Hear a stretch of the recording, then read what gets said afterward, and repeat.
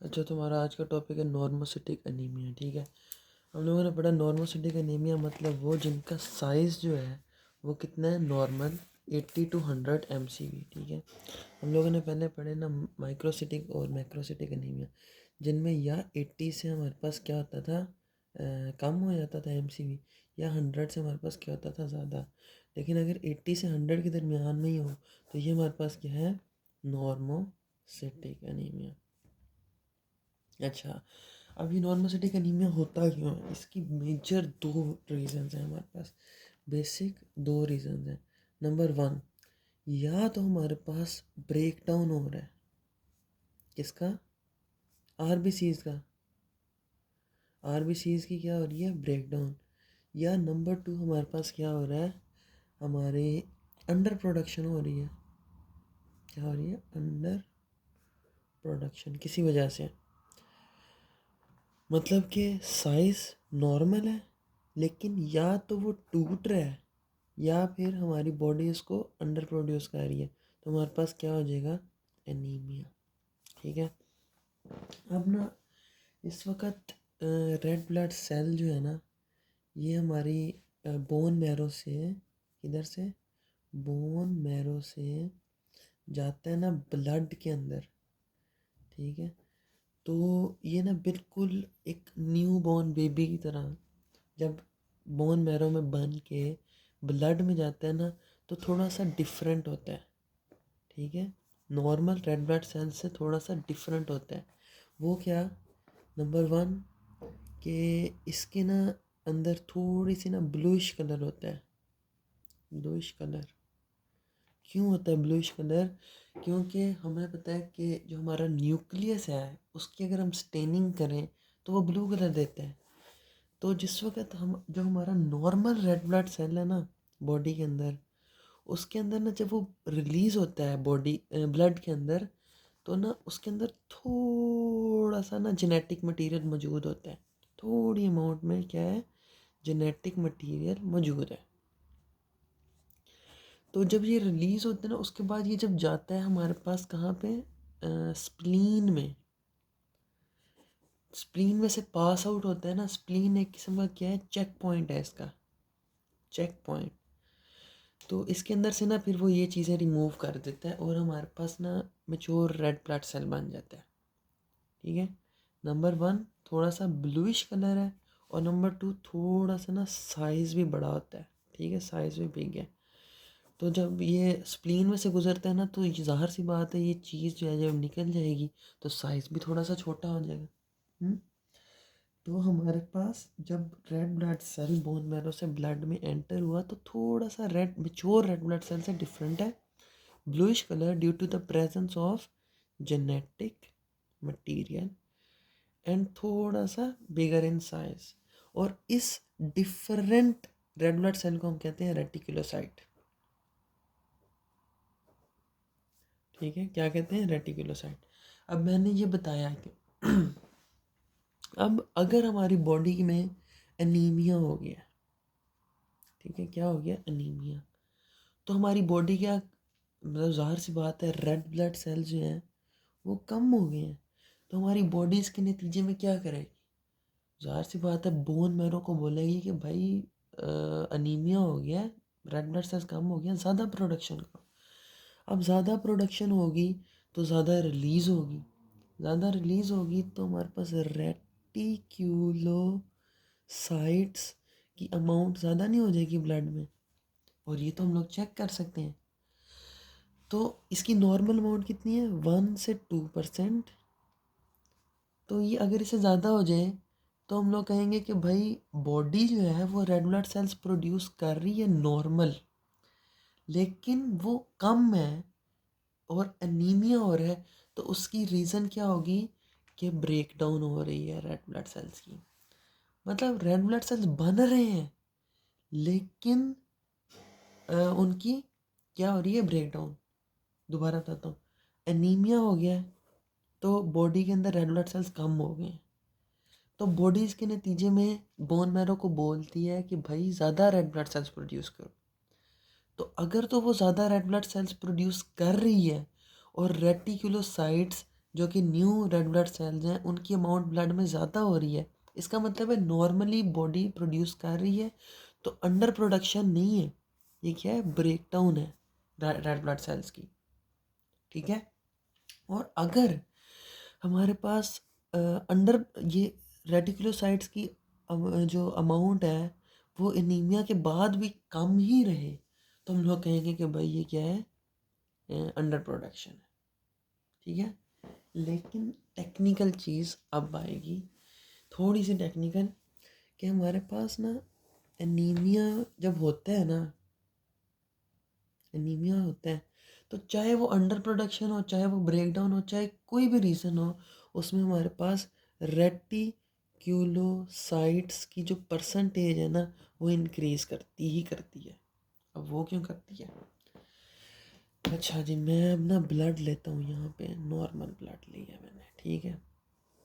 मैंने बोला कि 1 से 2% क्या है मेरे पास, रेटिकुलोसाइट्स, ये और ये मेरे पास क्या है, रेटिकुलोसाइट्स, और ये बाकी सारे क्या हैं मेरे पास, नॉर्मल रेड ब्लड सेल्स। अब मैंने इसके अंदर ये क्या है मेरे पास, रेटिकुलोसाइट्स। अब इसमें मैंने परसेंटेज निकाल ली, इसमें टोटल में इनकी परसेंटेज तो कितनी निकली, 1 से 2%। अब मेरे पास क्या हो गया, अनीमिया हो गया है। लेट्स सपोज क्या हो गया, अनीमिया। रेटिकुलोसाइट्स अगर उतने ही रहे, अगर उतने ही रहे, तो भी मेरे पास जो रेड ब्लड सेल्स हैं बाकी, ये तो कम नहीं हो गए। तो अब अगर मैं इनकी परसेंटेज निकालूं, तो ये ऑटोमेटिकली रेटिकुलोसाइट्स की परसेंटेज क्या हो गई है, इंक्रीज हो गई है। हालांकि यहाँ पे तो किसी किस्म की हमने चेक किया ही नहीं है कि कोई प्रोडक्शन हो रही है नहीं हो रही है, कोई ब्रेकडाउन है या नहीं है। नॉर्मली एनीमिया के अंदर हमारे पास रेटिकुलोसाइट्स का परसेंटेज ऑटोमेटिकली इंक्रीज कर जाता है, हालांकि बोन मैरो ने एक्स्ट्रा रेटिकुलोसाइट्स तो बनाए ही नहीं थे। तो हम लोग कभी भी नॉर्मल रेटिकुलोसाइट्स की परसेंटेज मैयर नहीं करते अनीमिया के केस में। हम लोग हमेशा क्या मैयर करते हैं, करेक्टेड रेटिकुलोसाइट्स परसेंटेज। और ये हम किस तरह निकालते हैं, हम लोग ना रेटिकुलोसाइट्स की जो परसेंटेज है ना उसको मल्टीप्लाई कर देते हैं हीमेटोक्रिट डिवाइडेड बाय 45। अब अगर एक पेशेंट है जिसका हीमेटोक्रिट जो है 45% होता है, पता है मतलब क्या है? हमारी बॉडी के अंदर इस वक्त, in your body, in my body, जो ब्लड है ना उसके अंदर 45% ब्लड सेल्स हैं और 55% प्लाज्मा है। तो ये जो ब्लड सेल्स की अमाउंट है इसको हम क्या कहते हैं, हीमेटोक्रिट। तो रेटिकुलोसाइट्स की परसेंटेज हम निकालेंगे हीमेटोक्रिट डिवाइडेड बाय 45। लेकिन एक पेशेंट एनीमिया के, ज़ाहिर सी बात है उसके अंदर ये परसेंटेज क्या हो जाएगी, कम हो जाएगी। लेट्स सपोज ये कितनी हो गई है, 30% हो गई है, 30% हो गई। तो अब हम लोग क्या करेंगे, यहाँ पे रेटिकुलोसाइट्स मल्टीप्लाइड बाय रेटिकुलोसाइट्स की परसेंटेज लेट्स सपोज कितनी है, 2% ही है। अगर 2% ही है, मल्टीप्लाइड बाय हीमेटोक्रिट कितना है, 30%, और नीचे क्या है, 45। तो अब हमारे पास ये 2% से कम हो जाएगा। इसका जो हमारे पास करेक्टेड रेटिकुलोसाइट परसेंटेज है वो 2% से कम होगी। तो हमारे पास क्या होना चाहिए, यहाँ पे रेटिकुलोसाइट्स की percentage in case of anaemia 2% नहीं होनी चाहिए, ज़्यादा होनी चाहिए। और करेक्टेड जो निकलेगी ना, करेक्टेड, वो 3% से ज़्यादा होनी चाहिए। अगर वो करेक्टेड जो है वो 3% से ज़्यादा है, इसका मतलब है कि नॉर्मली बॉडी हमारी प्रोड्यूस कर रही है रेड ब्लड सेल्स, और anaemia is due to break down of red blood cells. लेकिन अगर करेक्टेड जो हमारे पास रेटिकुलोसाइट्स परसेंटेज है वो 3% से कम है, इसका मतलब है कि रेटिकुलोसाइट्स की परसेंटेज में कोई इजाफा नहीं हुआ, जो कि ज़्यादा होना चाहिए था वो ज़्यादा नहीं हुई, तो हमारे पास क्या हो जाएगा, अंडर प्रोडक्शन एनीमिया। समझ होप सो समझ लग गई है ये, ठीक है। ओके समझ लग गया। अब मैं रीडिंग करता हूँ यहाँ से। Anemia with normal sized red blood cells MCV is equal to 80 to 100 due to increased peripheral destruction या फिर underproduction. Reticulocyte count helps us to distinguish between these two etiologies. Reticulocytes अगर ज़्यादा होंगे तो मतलब पेरिफेरल डिस्ट्रक्शन की वजह से है, और अगर रेटिकुलोसाइट कम होंगे तो under production. Young red blood cells released from the bone marrow identified on the blood smear as large cells with bluish cytoplasm due to residual RNA। ठीक है, हमारे पास क्या मौजूद है, जेनेटिक मटेरियल मौजूद है, तो इसलिए ब्लूइश साइटोप्लाज्म है और लार्जर सेल है। उसके बाद नॉर्मल रेटिकुलोसाइट काउंट कितना है, 1 से 2%। Red blood sales life span is 120 days. 120 दिन बाद हमारी रेड ब्लड सेल्स की लाइफ ख़त्म हो जाती है। ईच डे रफली 1 to 2% red blood cells are removed from the circulation and replaced by reticulocytes. A proper functioning bone marrow response, अगर proper functioning है bone marrow की, तो वो क्या किस तरह से response करेगा anemia का, by increasing the reticulocytes percentage up to 3% and greater. However, reticulocyte count is falsely elevated, मतलब ऑटोमेटिकली जो हमारे पास इंक्रीज कर रहा है इन केस ऑफ एनीमिया। तो reticulocyte is measured as a percentage of total red blood cell count decrease in total RBCs falsely elevate percentage of reticulocyte. ये मैं पढ़ा चुका हूँ, ठीक है। ये जो मैंने बताया है ना कि हमारे पास रेटिकुलोसाइट काउंट ऑटोमेटिकली कम हो रहा है, ये वो बताया इसने। तो हम रेटिकुलोसाइट के काउंट को क्या करेंगे, करेक्ट करेंगे by multiplying it with हिमाटोक्रिट divided by 45। हिमाटोक्रिट in case of anaemia कभी भी 45 नहीं होगा। नॉर्मल मेरे जैसे बंदे में या तुम्हारे जैसे बंदे में क्या होगा, हिमाटोक्रिट 45%, तो 45 डिवाइडेड बाय 45, तो रेटिकुलोसाइट काउंट उतना ही होगा। लेकिन इन केस ऑफ एनीमिया जब हमारे पास हिमाटोक्रिट कम होगा, तो फिर जब इसको हम 45 से डिवाइड करेंगे तो ये 1 से कम कोई वैल्यू आएगी। जब 1 से कम कोई वैल्यू को हम रेटिकुलोसाइट काउंट से मल्टीप्लाई करेंगे तो वो कभी भी नॉर्मल नहीं होगा, कम होगा। तो करेक्टेड जो है हमारे पास काउंट जो है ना वो 3% ज़्यादा होना चाहिए। इसका मतलब है गुड बोन मैरो रिस्पॉन्स और पेरिफेरल डिस्ट्रक्शन है। अगर 3% से कम है तो मतलब कि कोई अंडर प्रोडक्शन है, और पुअर बोन मैरो रिस्पॉन्स। अच्छा, अब हम स्टार्ट करते हैं हमारी पहली reason, peripheral RBC destruction due to haemolysis. ठीक है, हमारे पास एक हमने बात की हीमोलिसिस मतलब डिस्ट्रक्शन हो रही है, एक हमने क्या बात की, अंडर प्रोडक्शन। पहले हम पेरिफेरल डिस्ट्रक्शन देख लेते हैं। अब जो हमारे पास पेरिफेरल डिस्ट्रक्शन है ना, वो 2 तरह से हो सकती है। अच्छा जी, वो किस तरह 2 तरह से हो सकती है। हमारी बॉडी के अंदर 2 चीज़ें हैं, एक तो हमारे ब्लड वेसल है, ठीक है, एक हमारा क्या है, स्प्लीन। ठीक है, एक हमारा क्या है, स्प्लीन, ठीक है, और लिवर। ठीक है, अब रेड ब्लड सेल्स यहाँ पे अगर फ्लो करते हुए टूट जाएं किसमें, ब्लड वेसल्स में, तो हम इसे कहेंगे क्या, intra vascular haemolysis. Intravascular haemolysis मतलब कि इन द वेसल्स हीमोलिसिस हुई है। अगर ये ब्लड हमारे पास कहाँ जाता है, हमारी स्प्लीन में जाता है, ठीक है, उसके बाद ब्लड हमारा हमारे लिवर में जाता है, ठीक है, तो अगर इधर यहाँ पे इसकी ब्रेकडाउन हो तो हम उसे क्या कहते हैं कि it is due to extra vascular haemolysis. और ये लिवर और स्प्लीन के अंदर जो हीमोलिसिस होती है ना, ये कौन कराते हैं हमारे पास? मैक्रोफेजेस। ये क्या करते हैं मैक्रोफेजेस हमारे पास? खा जाते हैं किसको? हमारे रेड ब्लड सेल को। और फिर जब खा लेते हैं ना तो क्या करते हैं? रेड ब्लड सेल में क्या मौजूद है? हीमोग्लोबिन। हीमोग्लोबिन किससे बना है? हीम से और ग्लोबिन से। ग्लोबिन हमारे पास क्या है? पॉलीपेप्टाइड चेन है ना, चेन हमने पढ़ी है, अल्फ़ा बीटा, ये सब चेन है। तो ये टूट के क्या बना देंगे? Amino acids. ठीक है। और हीम में क्या है? आयरन और क्या है?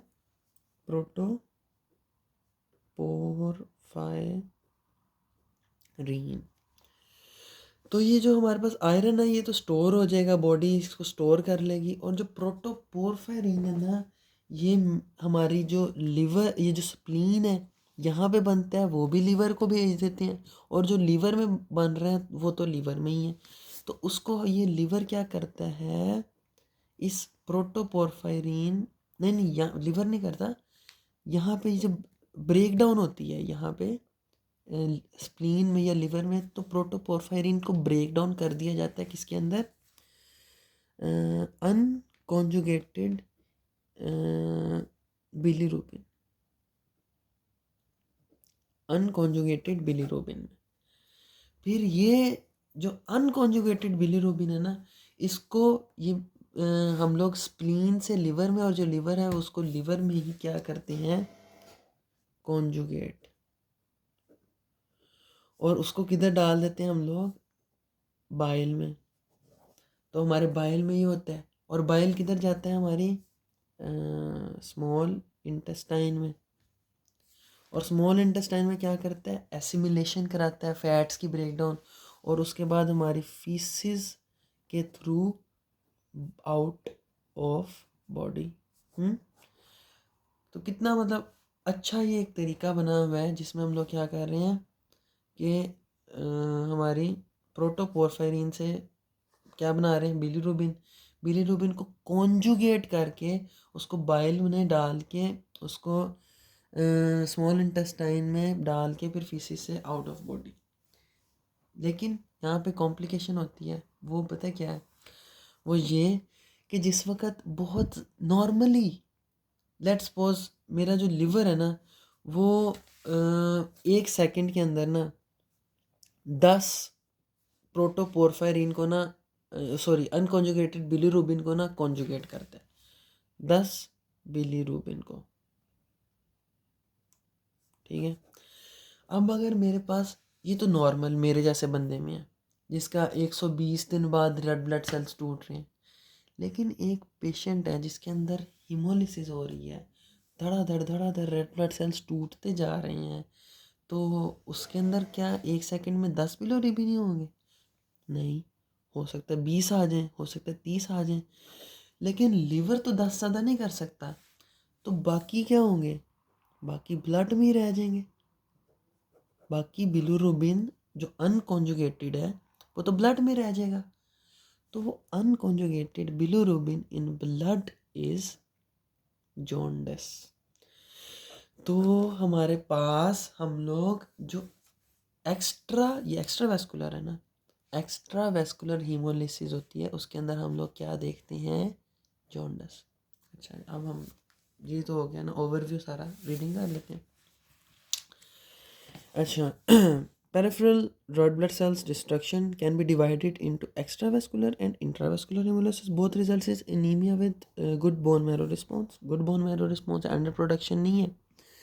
Extravascular hemolysis involves RBC destruction by reticuloendothelial system. ये रेटिकुलोएंडोथेलियल सिस्टम क्या होता है? हमारे स्प्लीन या लिवर के अंदर ना ऐसे करके ना वो होती हैं, कैपिलरीज होती हैं, इन्हें हम कहते हैं साइनोसॉइडल कैपिलरीज। ठीक है। ये टेढ़ी मेढ़ी होती हैं और जब ब्लड यहाँ से पास करता है तो वो टूट जाता है। और यहाँ पे और क्या होते हैं? मैक्रोफेजेस मौजूद होते हैं जो कि क्या करते हैं? इसको खा लेते हैं। ठीक है। साइनोसॉइडल कैपिलरीज, इसको हम क्या कहते हैं? Reticulo endothelial system. ठीक है। मैक्रोफेजेस ऑफ स्प्लीन, मैक्रोफेजेस हैं, ठीक है ना, स्प्लीन और लिवर में, और वो या लिम्फ नोड्स में भी, लिम्फ नोड्स में भी ये तोड़ रहे हैं।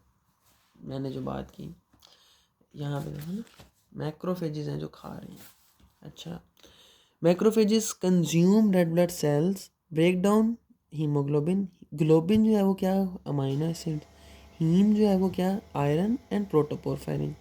आयरन जो है उसको बॉडी रिसाइकिल करती है, किस लिए, मज़ीद हीमोग्लोबिन बना लेगी। लेकिन protoporphyrin is broken down into unconjugated bilirubin which is bound to serum albumin, serum के एल्ब्यूमिन बाउंड हो गया, और उसको हम लोग, अच्छा ये इंपॉर्टेंट चीज़ है, ये मुझे भी नहीं पता था, ये हमारे पास अनकॉन्जुगेटेड बिलीरुबिन को हम लोग जो ट्रांसफ़र करेंगे हमारी लिवर को, वो बाय बाइंडिंग विद एल्ब्यूमिन, ठीक है। अच्छा, और वहाँ पे क्या होगी, उसकी कॉन्जुगेशन हो जाएगी और एक्सक्रीशन होगी बाइल में, ठीक है, एल्ब्यूमिन में बाइंड, एल्ब्यूमिन के साथ बाइंड करेंगे, ठीक है। उसके बाद क्लिनिकल एंड लेबोरेटरी फाइंडिंग्स क्या होंगी, एनीमिया विद स्प्लीनोमेगैली, स्प्लीनोमेगैली क्यों हो रही है, हमारी स्प्लीन के अंदर जब ज़्यादा ब्लड टूटी जा रहा है, उसका काम ज़्यादा हो रहा है, उसके अंदर ब्रेक डाउन ज़्यादा हो रही है, तो उस क्या हो जाएगी, उसकी हाइपरप्लेजिया, मतलब एक किस्म का उसका साइज इंक्रीज कर जाएगा, इसे हम क्या कहते हैं, स्प्लीनोमेगैली। उसके बाद हमारे पास जोंडस, मैंने इसका मैकेनिज्म समझा दिया, ड्यू टू अनकॉन्जुगेटेड बिलिरुबिन, ठीक है। उसके बाद इंक्रीज रिस्क ऑफ बिलिरुबिन गाल स्टोन्स, ठीक है। हमारे पास जो बिलिरुबिन है वो हमारे जब लीवर से निकलती है तो कहाँ पे जाती है, यहाँ पे गाल ब्लैडर में, फिर गाल ब्लैडर में स्टोर होके वहाँ से निकलती है, तो यहाँ पे जो हमारे पास क्या है, अनकॉन्जुगेटेड बिलीरुबिन, वो क्या बना सकती है, गाल स्टोन्स।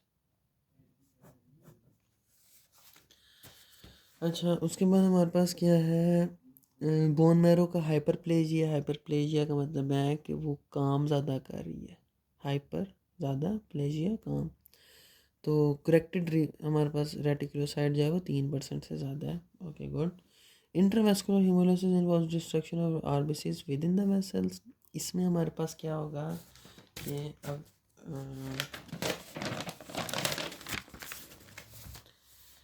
ये मेरे पास ब्लड वेसल थी, इसके अंदर ये रेड ब्लड सेल था, ये अब ब्रेक डाउन हो गया, तो ब्लड के अंदर ही मेरे पास क्या आ जाएगी, हीमोग्लोबिन।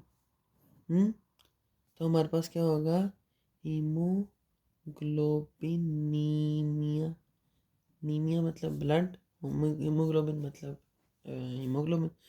तो ये क्या हुआ, ब्लड के अंदर डायरेक्ट हीमोग्लोबिन ज़्यादा आ गया, फिर यही हमारी किडनीज में फिल्टर हो के हमारे यूरिन सुसु के थ्रू बाहर निकल जाएगा, उसे हम क्या कह देंगे, हीमोग्लोबिन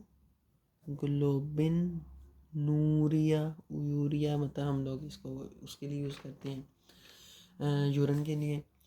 और तीसरी एक चीज़ होगी बड़ी मज़ेदार, ये है किडनी के अंदर ग्लोमेरुलस, और ये है प्रॉक्सिमल कॉन्वोल्यूटेड ट्यूब्यूल, ये लूप ऑफ हैनले है, ये डिस्टल कॉन्वोल्यूटेड ट्यूब्यूल, और ये कलेक्टिंग डक्ट, ठीक है। यहाँ पे क्या बनता है, हमारा यूरिन बनता है ना। अब यहाँ पे ना कुछ सेल्स मौजूद होते हैं, ठीक है। अब यहाँ पे हम लोगों को पता है कि इन सब का काम क्या होता है, रीअब्जॉर्प्शन ना, यहाँ से ब्लड आता है और सारी की सारी मैक्सिमम चीज़ें यहाँ पे चली जाती हैं, इंक्लूडिंग हीमोग्लोबिन, इंक्लूडिंग हमारे पास ग्लूकोज, और जितनी भी important except for protein, almost सब चीज़ें यहाँ चली जाती हैं। फिर यहीं से ब्लड वेसल्स आते हैं और यहाँ पे इसको घेर लेते हैं, और क्या करते हैं कि ये जो सेल्स है ना यहाँ पे, ये इसके अंदर से जो यहाँ पे सुसु है उसमें से सारी इम्पोर्टेंट चीज़ें वापस लेके ब्लड में डाल देती हैं, जिसमें क्या आता है हमारे पास, हीमोग्लोबिन, या फिर हमारे पास जो ग्लूकोज वगैरह हो गया, ठीक है। और जो नाइट्रोजनस वेस्ट्स हैं जो कि चाहिए ही नहीं, वो सब वापस चला जाता है, ठीक हो गया। अब हमारे पास ये, इसको मैं बड़ा करके दिखा देता हूँ, एक साइड पे क्या है, ब्लड है, एक साइड पे क्या है, ये ल्यूमन है इसका। अब यहाँ पे क्या होता है कि हमारे पास ना हीमोग्लोबिन ज़्यादा हो गया। अब हीमोग्लोबिन ये तो क्या करेगा, ले लेगा, उसके बाद सारा का सारा हीमोग्लोबिन तो नहीं वापस डालेगा ना, हीमोग्लोबिन तो बहुत ज़्यादा है, तो वो हीमोग्लोबिन यहाँ पे क्या होगा, स्टोर हो जाएगा। अब यहाँ पे क्या करता है, इस हीमोग्लोबिन की ब्रेकडाउन। हीमोग्लोबिन की ब्रेकडाउन से क्या होता है हमारे पास, हीम और ग्लोबिन। अब वही होगा, ग्लोबिन जो है उससे क्या बन जाएंगे, अमाइनो एसिड्स। हीम से क्या बन जाएगा, Fe+2 आयरन, और जो क्या कहते हैं उसको, प्रोटोपोरफेरिन। ठीक है। अब ये जो आयरन है ना, ये यहाँ पे स्टोर हो जाता है, इसके पास अब कोई जाने की जगह नहीं है, तो आयरन यहाँ पे स्टोर हो जाता है। और इस तरह की स्टोर्ड आयरन को हम लोग क्या कहते हैं, हीमोसिड्रिन, SEDR, हीमोसिड्रिन। अब कुछ दिनों के बाद हमारे पास ये जो सेल्स होते हैं परमानेंट तो नहीं यहाँ पे होते हैं, ये शेड ऑफ हो जाते हैं इसी सुसु के अंदर, और फिर ये बाहर निकल जाते हैं और सेल्स बन जाते हैं। तो कुछ दिनों के बाद ये सेल इसी ल्यूमन में चला जाएगा।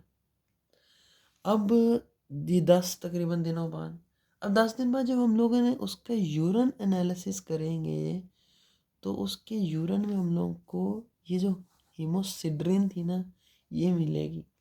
तो हम लोग कह देंगे क्या हो गया उसको, हीमोसिड्रिनूरिया। मतलब उसके यूरिन में क्या है, हीमोसिड्रिन। पहली कॉम्प्लिकेशन हीमोग्लोबिनीमिया, मतलब ब्लड में हीमोग्लोबिन। दूसरी कॉम्प्लिकेशन हीमोग्लोबिनूरिया, मतलब हीमोग्लोबिन इन यूरिन। तीसरी हीमोसिड्रिनूरिया, मतलब हीमोसिड्रिन इन यूरिन। अच्छा,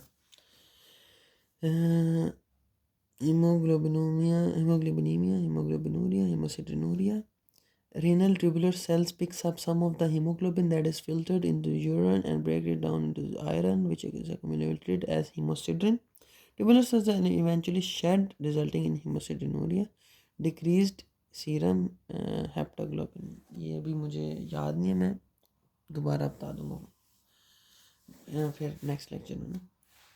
अच्छा, नेक्स्ट हमारा है, अब नेक्स्ट टॉपिक है, ठीक है, ये एक टॉपिक कंप्लीट हो गया। अब हम लोगों ने आगे पढ़ने हैं वो कॉजेज़ जिनकी वजह से हमारे पास पेरिफेरल या हमारे पास पेरिफेरल डिस्ट्रक्शन हो रही है, आइदर इट इज़ इंट्रावेस्कुलर और एक्स्ट्रावेस्कुलर।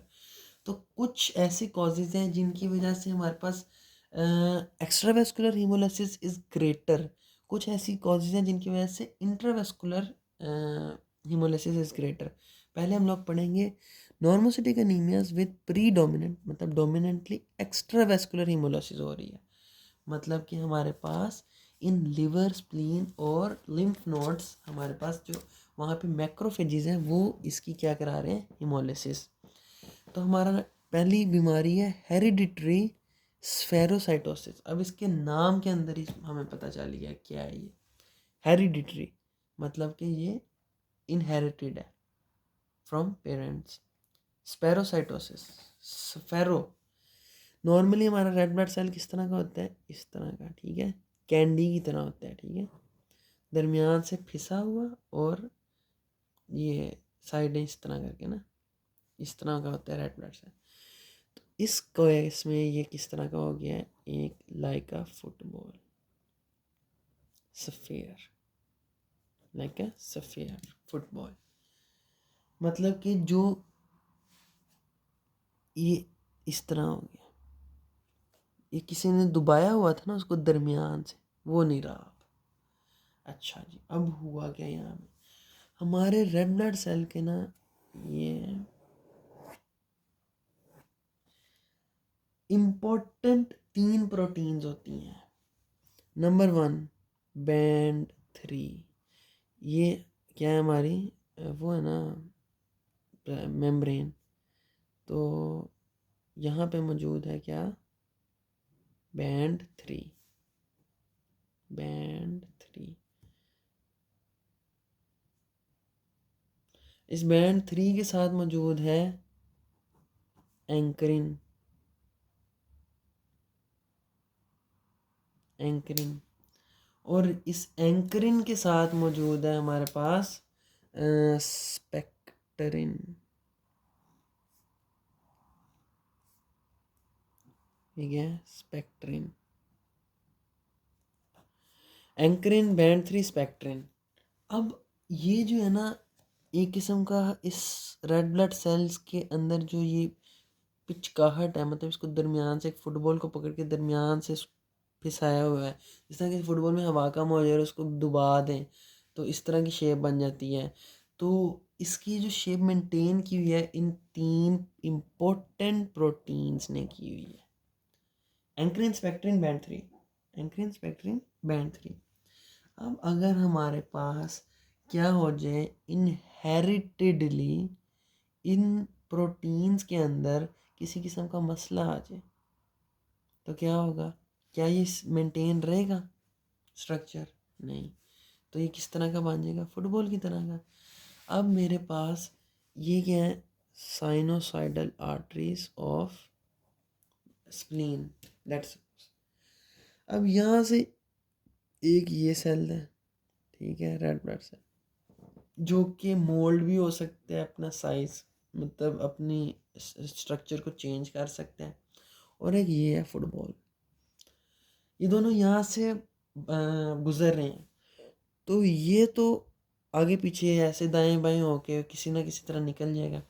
लेकिन ये जो सफेरिकल रेड ब्लड सेल है ना, ये नहीं निकल सकेगा, और ये यहीं पे क्या हो जाएगी, इसकी break down.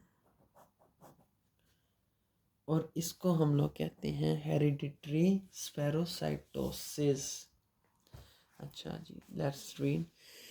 Inherited defect of red blood cell cytoskeleton membrane of tethering proteins most commonly involves ankyrin, spectrin, band 3 membrane blebs। अच्छा, हाँ हाँ हाँ हाँ हाँ, सबसे इम्पोर्टेंट चीज़ तो रह ही गई हमारे पास ना। जिस वक्त ये फुटबॉल स्फेयर बन जाते हैं ना, अब इसकी जो मेम्ब्रेन है ना, उसके ऊपर कोई किसी किस्म का इख्तियार नहीं रहा। कोई no one is responsible for its structure now. ठीक है, क्योंकि इन प्रोटीन्स जो इसके स्ट्रक्चर को मेंटेन किए हुए थे वो तो अब नहीं रहे। तो अब इनका ना स्ट्रक्चर में पता क्या होता है कि ना ब्लेब्स बन जाते हैं। क्या बन जाते हैं?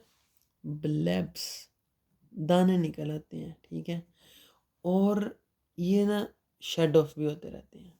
क्या होते रहते हैं? Shed off. ये बहुत इंपॉर्टेंट पॉइंट है, बहुत इंपॉर्टेंट, कि हमारे पास इस फेलोसाइड पे क्या बने? ब्लेब्स। ब्लेब्स, और वो क्या हो गए? रिमूव हो गए। अब अगर ये रिमूव हुआ है तो हमारे पास इसके अंदर यहाँ पे साइटोप्लाज्म नहीं मौजूद थी। साइटोप्लाज्म, ठीक है, तो साइटोप्लाज्म अब ये रिमूव हो गया, तो इस रेड ब्लड सेल के अंदर साइटोप्लाज्म ज़्यादा हुई है, कम हो गई है। अब हमारे पास लेकिन जो यहाँ पे क्या है? हीमोग्लोबिन। हीमोग्लोबिन वो क्या है? नॉर्मल। हीमोग्लोबिन तो कम नहीं हुई, लेकिन साइटोप्लाज्म कम हो गया।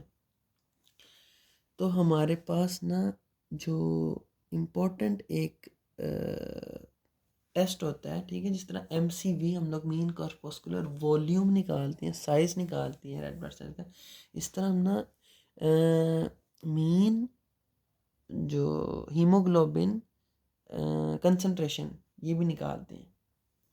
मीन कॉर्पस्कुलर हीमोग्लोबिन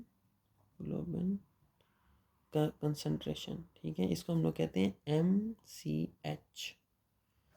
MCV के साथ हमेशा MCH का जिक्र होता है। वो यही होता है कि एक सेल के अंदर हीमोग्लोबिन की उसके साइटोप्लाज्म के साथ कंसंट्रेशन कितनी है। मतलब कि इसके अंदर अगर इतना हीमोग्लोबिन है तो लेट्स सपोज जी मैं कह दूंगा 20% हीमोग्लोबिन है।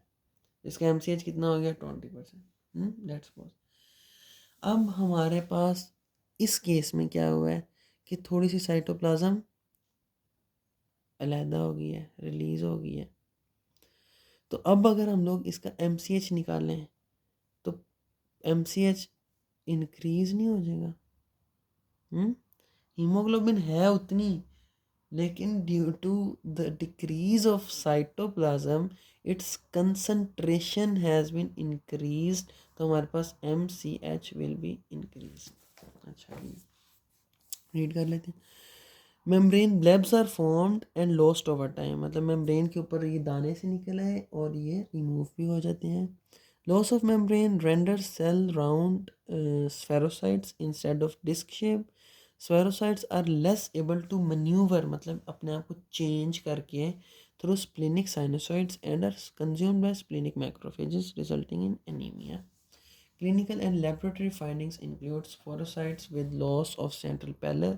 ज़ाहिर सी बात है, पहले क्या था, इस तरह का साइज़ था और इस तरह की शेप थी, उसको दरमियान से दबाया हुआ था, यहाँ पे हीमोग्लोबिन ज़्यादा थी, यहाँ पे हीमोग्लोबिन ज़्यादा थी, तो दरमियान में क्या था, सेंट्रल पैलर। लेकिन अब क्या है, सेंट्रल पैलर नहीं रहा, ठीक है, तो क्योंकि उसका स्फेयर बन गया, जैसे मर्जी पूरे के पूरे में हीमोग्लोबिन हो। तो नेक्स्ट क्या है हमारे पास, RDW ज़्यादा है। RDW किसे कहते हैं, red blood cell distribution width. इसमें क्या है कि रेड ब्लड सेल्स के डिफरेंट साइजेस होंगे, रेड ब्लड सेल्स के डिफरेंट साइजेस होंगे। तो ये क्या है, red blood cells distribution width, ठीक है। तो ये क्या हो जाएगी, इंक्रीज़ हो जाएगी। ज़ाहिर सी बात है, कोई रेड ब्लड सेल इस तरह का है, कोई इस तरह का है, कोई इस तरह का है, तो डिस्ट्रीब्यूशन RW इज़ इंक्रीज्ड। और मीन कॉर्पस्कुलर, हाँ, और तो और इनका साइज़ छोटा इस वजह से हो रहा है क्योंकि मैंने कहा कि इनके ऊपर क्या बने गए थे, ब्लेब्स, और वो ब्लेब्स रिमूव हो गए तो साइज़ छोटा हो गया, इसलिए RDW इंक्रीज़ हो जाता है, ठीक है। और कहाँ पे RDW इंक्रीज़ हो रहा था हमारे पास, आयरन डेफिशिएंसी एनीमिया में, क्योंकि वहाँ पे भी क्या हो रहा था, आयरन की कमी की वजह से हीमोग्लोबिन कम था, हीमोग्लोबिन कम की वजह से रेड ब्लड सेल्स का साइज़ छोटा था। तो शुरू में बॉडी जो है वो रेड ब्लड सेल्स के साइज़ को मेंटेन रख रही थी, लेकिन फिर उसने कहा कि अब साइज़ मेंटेन नहीं हो सकता, अब साइज़ छोटा हो जाए, तो वहाँ पे भी RDW था। यहाँ पे तो ज़्यादा RDW है क्योंकि यहाँ पे तो ब्लेब्स बन रहे हैं, वो टूट रहे हैं, ब्लेब्स टूट रहे हैं, साइज़ छोटा हो रहा है, और जब साइज़ छोटा हो रहा है तो mean corpuscular haemoglobin concentration is increasing.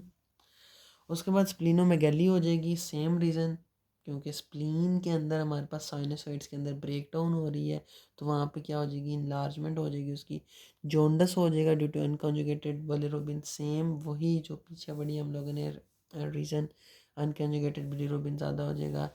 Increase risk for bilirubin गॉलस्टोन्स, वही पढ़ा हमने। Increase risk of aplastic crisis with parvovirus B19 infection. Parvovirus B19 infection पीछे हम लोगों ने पढ़ा है, ये हम लोगों ने कहाँ पे पढ़ा था, हम लोगों ने पढ़ा था,